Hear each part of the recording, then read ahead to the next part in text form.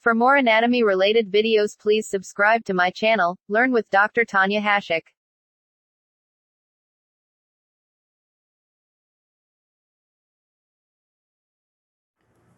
Hello everyone, in this video we will discuss about the anatomy of stomach. So stomach, it is also called as the gaster, venter, etc. That is, it is a reservoir for food. So the term gastric, it is related to structures which is related to stomach. So now we will describe or define what stomach is. So stomach, it is a muscular bag which forms the most widest as well as the distensible part of the digestive tract. So it is the most widest as well as the distensible part of the digestive tract, and it is a reservoir of food. That is, it can store food up to 4 to 5 hours, and it helps in the digestion of carbohydrates, proteins and fat. So now we will discuss about the location of the stomach. So the stomach, it occupies 3 areas of the abdomen. So the abdomen, it can be divided into 9 areas or the 9 regions. This division, it is based on 2 vertical planes and 2 horizontal imaginary planes. It divides the abdomen into 9 areas. So the 9 areas are the right hypochondriac, epigastric, left hypochondriac, umbilical area, right lumbar, left lumbar, right iliac, hypogastric and the left iliac. So these are the 9 regions of the abdomen. So which are they? That is the right hypochondriac, the epigastric, the left hypochondriac, the right lumbar, the umbilical area, the left lumbar, the right iliac, the hypogastric area and the left iliac. So these are the 9 regions. So which all region covers the stomach? So they are the right hypochondriac area, the epigastric area and also the umbilical area. So stomach, it covers the right hypochondriac, the epigastric area and also the umbilical area. So now we will discuss about the shape of the stomach. So in an empty stomach, it is J shape. So an empty stomach, it has got J shape, and if the stomach, it is partially distended, it has got a pyriform shape. And if the stomach, in the case of a obese person, the stomach, it is almost horizontal. So it has got different shapes. So now we will discuss about the size and the capacity. So the length of the stomach, it is about 25 centimeter long. It is similar to the esophagus. That is, the length of the esophagus, it is about 25 centimeter. So the length of the stomach, it is also 25 centimeter. It is a distensible organ. We have already discussed that it is a distensible organ, and it can accommodate only 30 ml of food in a newborn. In a newborn, it can only accommodate 30 ml of food, and by puberty, it can accommodate up to 1 liter of food. And by an adult, it can occupy 1.5 to 2 liters. So it is a much distensible organ. So now we will discuss about the external features of the stomach. So the stomach, it has got 2 orifices. So one is the cardiac orifice, which is guarded by the cardiac sphincter, and next is the pyloric orifice, which is guarded by the pyloric sphincter. So the cardiac orifice, it joins with the lower part of the esophagus. So we have already discussed that it joins with the lower part of the esophagus at the level of T11 vertebra. So the sphincter, the cardiac orifice, which is guarded by the cardiac sphincter, you cannot see that. That is, you cannot demonstrate it, but it is a physiological sphincter. That is, you can see it's working.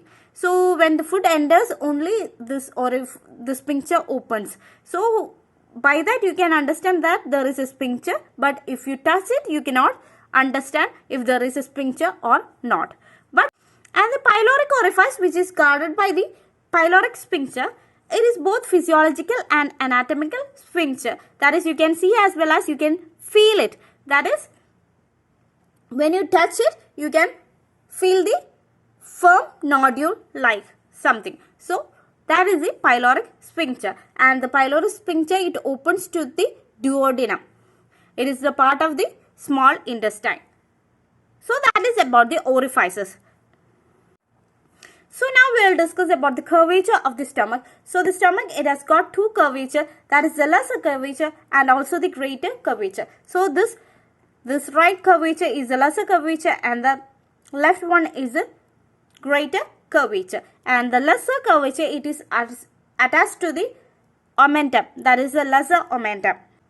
And the most dependent part of the lesser curvature, it is characterized by an angular notch, and that is known as the incisura angularis. So, the most dependent part of the lesser curvature, it is characterized by an angular notch, and that is called as the incisura angularis. And next is the greater curvature, and the greater curvature, it is bigger curvature, and the greater curvature, it gives attachment to the greater omentum, the gastrosphenic ligament and also gastrosplenic ligament. So, the greater curvature, it gives attachment to the greater omentum, the gastrosphenic ligament and also gastrosplenic ligament.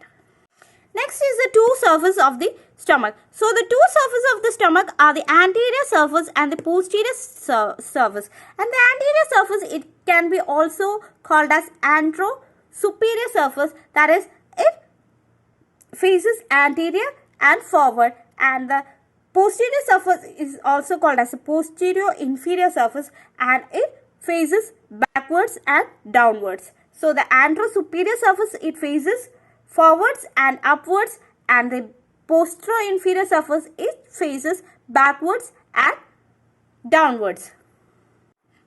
So now we will discuss about the parts of the stomach. So the stomach, it is divided mainly into two parts, that is the cardiac part and also the pyloric part. So the cardiac part, it is again divided into two parts, that is the fundus and the body, and the pyloric part, it is again divided into pyloric antrum and the pyloric canal.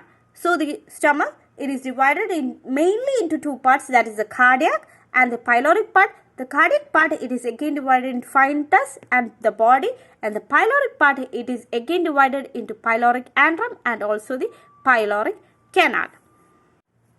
So the fundus, it is the dome-shaped upper part, that is the dome-shaped convex part of the stomach, and it can be described by a horizontal line drawn from the cardiac orifice. So it is the dome-shaped upper part of the stomach, and it is distended by gas. So that is about fundus. Next is the body.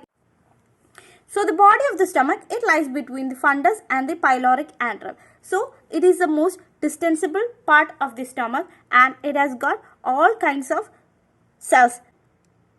So the gastric glands of the body region, it has got all kinds of the secretory cells, that is the mucous cells, the zymogenic cells or the sheath cells, and oxynic cells or the parietal cells. So the mucous cells which secretes the mucus, the zymogenic or the peptic cells which secretes the digestive enzymes, and next is the parietal or the oxynic cells which secretes the HCl.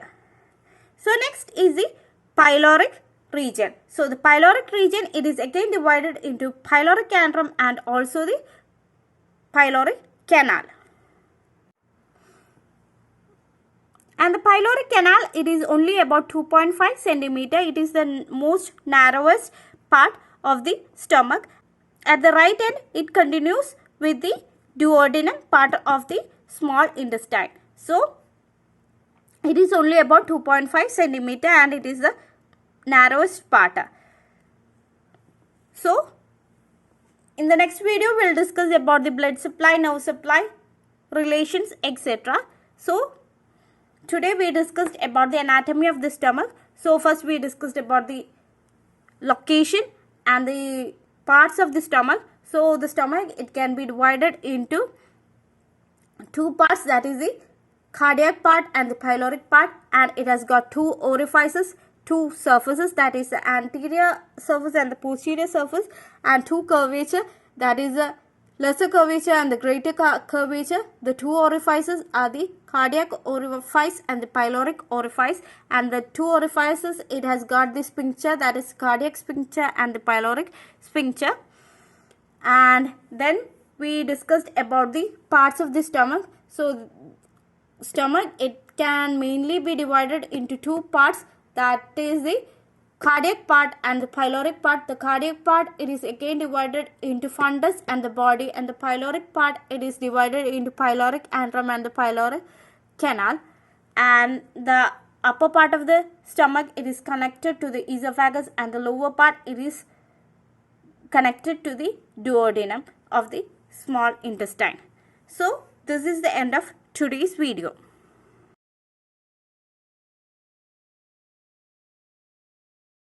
This is the end of today's video. For more videos, please subscribe to my channel and press the bell icon.